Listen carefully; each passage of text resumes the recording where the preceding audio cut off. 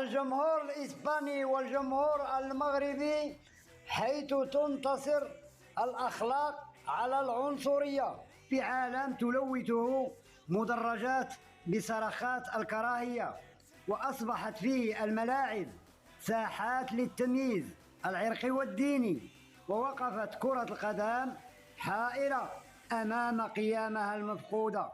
لكن هنا من قلب المغرب خرج الجواب، لم يكن مجرد تشجيع، بل كان درسا عالميا في الرقي.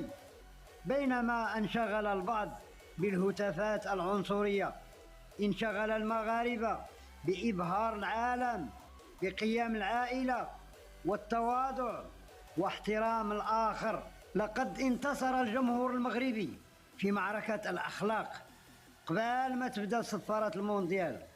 انتصرنا حين جعلنا من الدين رسالة سلام لا مادة للصراع، وحين جعلنا من الهوية جسرا للتواصل لا جدار للتمييز.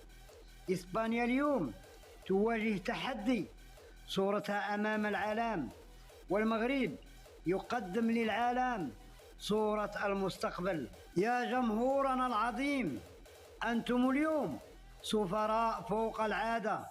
انضباطكم في الملاعب الوطنية والدولية ليست مجرد سلوك، بل هو السلاح الأقوى لضمان حقنا التاريخي في استضافة نهائي مونديال 2030. كل شعار ترفعوه وكل هتاف ترددوه هو رسالة للعالم.